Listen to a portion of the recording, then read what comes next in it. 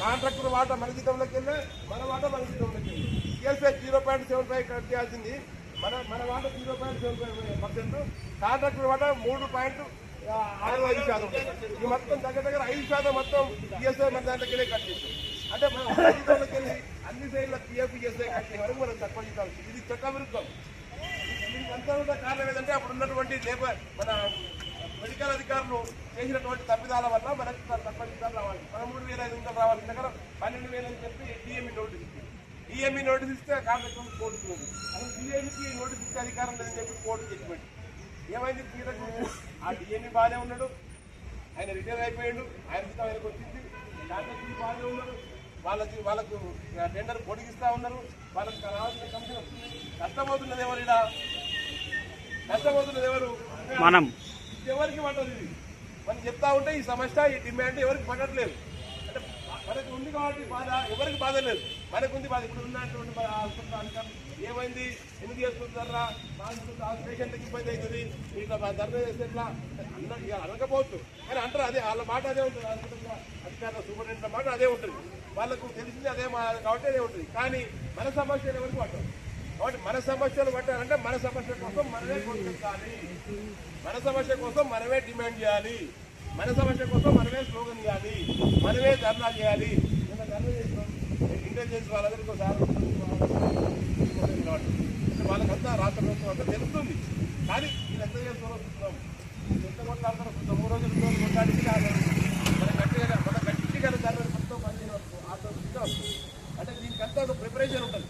మన ప్రిపరేషన్ చేయాలి, ప్రభుత్వం తీసుకుపోవాలి.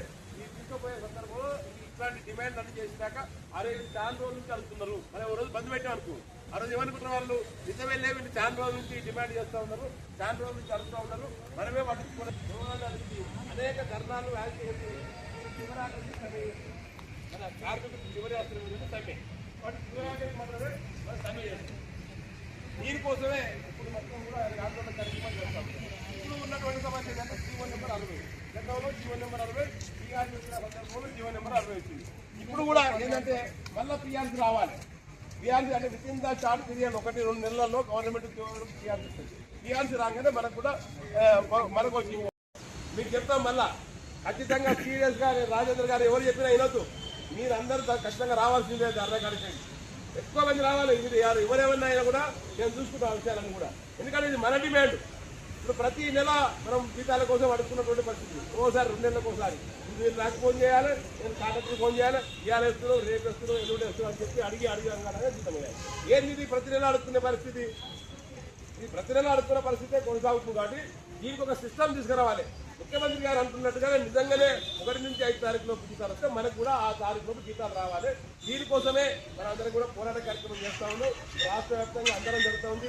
మీ ఆసుపత్రిలో కూడా ధర్నా కార్యక్రమం చేస్తూ ఉన్నారు, గట్టిగా ధర్నా చేస్తున్నారు, సంతోషం. అట్లాగే ఇక్కడే కాదు, మన అల్టిమేట్ పోరాటం, అంతిమ పోరాటం రేపు ఉంది. దానికి మీరందరూ ప్రిపేర్ అయ్యి రేపు ఖచ్చితంగా సీరియస్గా చెప్పిన టైం వరకు అందరూ కోర్టులో చేరుకోవాలి. రేపు ఒక్కరోజు అందరి ఆదేశాలంతా బేఖాతరు చేయాలి. నువ్వు రాజేంద్ర చెప్పిన అయినొద్దు, నేను సుబ్రహ్మణ్యం చెప్పిన అయినొద్దు, ఇంకా రామ్మోహన్ రెడ్డి చెప్పిన అయినొద్దు, రాజేంద్ర ఆయన కూడా చెప్తా, ఎవరి మాట అయినొద్దు. ఎందుకంటే రేపు మన దినం, రేపు మనకు సమస్యల కోసం పోరాడుతున్నాం. వద్దని వీళ్ళు వాళ్ళు చెప్తారు, రేపు వదిలేదు, ఇక్కడ వార్డు నడవదు, లేదంటే పేషెంట్లకు ఇబ్బంది అవుతుంది, లేదంటే వార్డుకి కాదు, కానీ రకరకాల సమస్యలు ఉంటాయి. కామన్ ఉండే సమస్యలే. కానీ ఆ సమస్యలు ఇంకోటి ఉంటే మన సమస్య పరిష్కారం కాదు. ఇది అన్నింటినీ పక్కన పెట్టి ఎవరు చెప్పింది కూడా పక్కన చేయాలి. మా ధర్నా కార్యక్రమం ఉంది, మేము ఆల్రెడీ నోటీస్ ఇస్తున్నాం. మేము రావు ఇలా ఎక్కువ మంది, ఒకరిద్దరు ఎన్నో ఇంపార్టెంట్ వాళ్ళు, ఎమర్జెన్సీ వాళ్ళలో కొద్ది మంది ఉంటాం. కానీ అందరం మార్నింగ్ డ్యూటీ వాళ్ళు అందరం పోతాం, మధ్యాహ్నం డ్యూటీ వాళ్ళు 100% రావాలి, నైట్ డ్యూటీ వాళ్ళు 100% రావాలి. వాటి అందరం వస్తే ఎక్కువ సంఖ్యలో వస్తే ప్రభుత్వం దృష్టికి తీసుకుపోవడానికి ఆస్కారం ఉంటుంది. అదే గతంలో ఉన్నటువంటి ప్రభుత్వానికి ఇప్పుడున్న ప్రభుత్వానికి కొద్దిగా తేడా ఏంటంటే, గతంలో మనం గొడవ చేస్తే వాడు ఇంకా మనకి అణచివేసే ప్రయత్నం చేస్తుంది. ఇప్పుడున్న ప్రభుత్వం కనీసం మనం గొడవ చేస్తే, మనం ధర్నా చేస్తే కనీసం ఉంటుంది. గతంలో మీ అందరూ కలిసి టీఆర్ఎస్ గవర్నమెంట్ ఉన్నప్పుడు సమ్మె చేసిన వాళ్ళందరినీ తీసేసారు. మున్సిపాలిటీలో కానీ ఆర్టీసీలో కానీ సమ్మె చేసిన వాళ్ళందరూ చాలా మంది అట్లీస్ట్ ఇదే పరిస్థితి ఉంది. కాబట్టి మనం అడగాలి, గట్టిగా అడగాలి. మనం అడిగిన వాయిస్, మన స్లోగను రాష్ట్ర ప్రభుత్వం దృష్టికి, ముఖ్యమంత్రి గారి దృష్టికి పోవాలంటే మన సంఖ్య పెరగాలి. సంఖ్య పెరగాలంటే మీరందరూ రావాలి. అట్లయితేనే రేపు సంఖ్య పెరుగుతుంది, అట్లయితేనే మన డిమాండ్ పరిష్కారం ఉంటుంది. కాబట్టి మీరందరూ కూడా ఇవాళ ఎట్లయితే ఇవాళ ఎంత క్రమశిక్షణ చేస్తున్నారో రేపు కూడా ఎవరికి వాళ్ళు నిర్ణయం చేసుకోవాలి. నేను 5-10 మంది కంటే ఎక్కువ ఇంట్లో ఉండొచ్చు హాస్పిటల్లో. మిగతా వాళ్ళందరూ కూడా అసలు అవసరం అయితే పొద్దున్న లేచి అందరూ డ్యూటీకి ఆబ్సెంట్ వేసుకున్నా ఏం వేసుకున్నా లెక్క ఆడికే రావాలి, కోటికే రావాలి. అందరూ మార్నింగ్ డ్యూటీ వాళ్ళు, మధ్యాహ్నం డ్యూటీ వాళ్ళు అందరూ కూడా ఖచ్చితంగా ఎక్కువ సంఖ్యలో రావాలి. నేను విషయాల వల్ల మీకు సమాచారం తెలియజేస్తాం, వాయిస్ మెసేజ్ ద్వారా మీకు ఇన్ఫర్మేషన్ ఇస్తాం. విషయాలు బయటికి ఇప్పటి కాదు, రేపు గట్టిగా సీరియస్గా ధర్నా కార్యక్రమం ఉంటుంది కాబట్టి మీరందరూ కూడా ప్రిపేర్ కావాలని చెప్పి తెలియజేస్తూ ఈరోజు ఈ ధర్నా కార్యక్రమం నిర్వహిస్తున్నారు కూడా మనం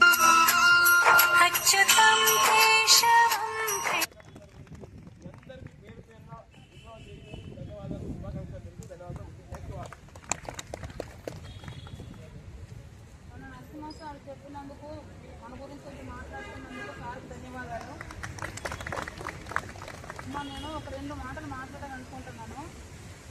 నాకన్నా సీనియర్లు చాలామంది ఉన్నారు. నేను చెప్పినంత దాన్ని కాదు, కానీ సార్ ఇప్పుడు ఏం చేయడం ఉంది కదా, నాకు ఈ వాటిలో వేశారు, నాకు ఈ వాటిలో వేశారు, నాకు ఈ వాటిలో వేశారు, రాలేను అని ఫస్ట్ మీరే ఫిక్స్ అయిపోవాలి. ఫస్ట్ ఒక హాస్పిటల్ అంటే ఒక ఫ్యామిలీలా ఉండాలి. అందరం గట్టిగా మాట్లాడేది, గట్టిగా చెప్పేస్తాను నేను కూడా, కానీ అది కరెక్ట్ కాదు. మనకి పదవైనా సరే, మనకు విలువైనా సరే, దేనివల్ల వస్తుంది మన మాట మొన్ననే వస్తుంది. అది పోగొట్టుకోకూడదు. మనం కారు ఇంత పొద్దున్న కారు ఇక్కడికి రాగలుగుతారు. నేను రాలేదని చెప్పి రిక్వెస్ట్ చేస్తే సార్ వచ్చారు మన కోసం, అంతే కదా. మన గురించి వాళ్ళందరూ కొట్లాడుతున్నప్పుడు మనము ఖాళీ ఒక మీటింగ్కి 1 గంట సేపు 2 గంటల సేపు అటెండ్ అయితే ఏమవుతుంది? మోహన్ అన్న ఇప్పుడు వచ్చాడు, ఆయనకి అసలు బాధ్యతే లేదు. సభ్యత్వం కట్టమంటే కొంతమంది కట్టరు, కొంతమంది ఎందుకు కట్టాలని అంటారు, కొంతమంది ఎందుకు మీటింగ్లకు రావాలా అంటారు, కొంతమంది దేనికి పనికొచ్చిన మీటింగ్ మనకు జీతాలు తక్కువ వస్తున్నాయి కదా అని అంటే, ఒకప్పుడు నేను 2015లో జాయిన్ అయినప్పుడు 6,000 ఎంతో ఉంటుండే కదా లక్ష్మమ్మ, 6,500 ఎంతో ఉంటుండే. తర్వాత మేము యూనియన్లో అప్పుడే జాయిన్ అయ్యాం. సార్ వాళ్ళతో మాట్లాడి, సార్ వాళ్ళతో తిరిగి, సార్ వాళ్ళ మీటింగ్లకు పిలిస్తే వెళ్తే కొట్లాడి, మహాసభలు, ధర్నాలు ఇవన్నీ చేస్తే 8,700 500 తీసుకున్నాం. ఆ తర్వాత మళ్ళీ ధర్నాలు, మళ్ళీ కొట్లాటలు సాగుతూనే ఉంటుంది. ఇదంతా మనకి రేట్లు అన్నీ పెరుగుతున్నాయి, కానీ మనకు జీతం మాత్రం పెరగట్లేదు. మన జీతం కోసం ఇంత కదా కొట్లాడేది. ఇప్పుడు ఇంత కొట్లాడేటప్పుడు 11,000 తీసుకుంటున్నాం. దేనికి మనకు దేనికైనా సరిపోతాయి 11,000? మన లేడీస్గా సరిపోయి, ఇంకా జెంట్స్కి ఏం సరిపోతాయి? ఒక మగవాడి సంపాదన నెలకి అట్లీస్ట్ 30-40 వేలైనా ఉండాలా. అది వాళ్ళకి తెలియాలా. ఏదో నేను 10 సార్లు ఫోన్ చేస్తే వస్తున్నారు బయటికి, ఎందుకు నా ఒక్కదాని కోసమా? నేను ఒక్కదాన్ని తీసుకెళ్ళిపోతానా? లక్ష్మమ్మ మూసుకెళ్ళిపోతుందా? గౌతమ్మ మూసుకెళ్ళిపోతుందా? అందరూ ఫ్యామిలీ లాగా ఐకమత్యంగా ఉండి ఒక కమ్యూనిటీ ఉండాలి మనలోనే. మన యూనియన్ అంటేనే ఫ్యామిలీ. యూనియన్లోనే అంతే కదా. అప్పుడు వాళ్ళ మాటకైనా మనం వినివ్వాలి కదా. వాళ్ళ పని అంతా పక్కన పెట్టేసి వాళ్ళకి జీతాలు ఉండే ఏముండవు, మనకైనా జీతం వస్తుంది, అంతే కదా. మన గురించి కొట్లాట పెడుతున్నారు కాబట్టి రేపు ధర్నా విషయం అయితే రాజేంద్ర సార్కి పర్మిషన్ లెటర్ ఇచ్చాము ఆల్రెడీ. సార్ కూడా ఇప్పుడు వెళ్ళి మాట్లాడతారు. ఎంతవరకు కుదిరితే అంతవరకు కూడా రావాలని ప్రయత్నించండి. చెప్పమన్నారంటే ఈ ధర్నాలోన ఎవరెవరైతే వస్తున్నారో వాళ్ళ పేరు రాసుకోమన్నారు, ఎవరెవరైతే రావడం లేదు వాళ్ళ పేరు ఎవరెవరైతే ఇచ్చారో అది రిటర్న్ ఇచ్చేవచ్చు ఈజీగా. ఎందుకంటే మీకు అవసరం లేదేమో జీతం, కానీ మాకు అవసరం. మీటింగ్కి వచ్చిన వాళ్ళకే జీతం అవసరమైనప్పుడు మీటింగ్కి వచ్చిన వాళ్ళకే జీతాలు ఇస్తారు కదా, రాకపోయిన వాళ్ళకి ఎందుకు ఇస్తారు? వాళ్ళ గురించి ఎందుకు కొట్లాడాలా? అంతే కదా. నేను ఒక్కదాన్ని కొట్లాడి ఇప్పుడు ఇంత మాట్లాడాను, సార్ దగ్గర నేను బ్యాడ్ అవుతాను, నన్ను జాబ్లో నుండి తీసేస్తారా సారు? ఎందుకంటే నేను మాట్లాడే మాటలో ఒక అర్థం ఉంది. ఇప్పుడు మన కొట్లాట ఎవరి మీద? రాజేంద్ర సార్ మీద కాదు, మన కాంట్రాక్ట్ మీద కాదు. మన కాంట్రాక్ట్ ఎవరు మాడినా మనకి ఏం కావాలి? మన డిమాండ్ ఏంటి అసలు? నెలకి మనకు జీతం 26,000 పెంచారు. 26,000 రాదు, అది మన అందరికీ తెలుసు. కానీ 20,000 మనకి రావాలి కదా. ఆ 20,000 జీతం వస్తే ఈ 10-20 అడుక్కునే పరిస్థితి కూడా ఉండదు కదా. ఆ 10-20 అడుక్కోవడమే కదా. ఎంత ఇష్యూ చేస్తారు, 10 రూపాయలు టీకి ఇస్తారు, ఎంత ఇష్యూ కంప్లైంట్, ఓ అంటే కంప్లైంట్, ఆ అంటే కంప్లైంట్. 20,000 తీసుకోగలుగుతారు.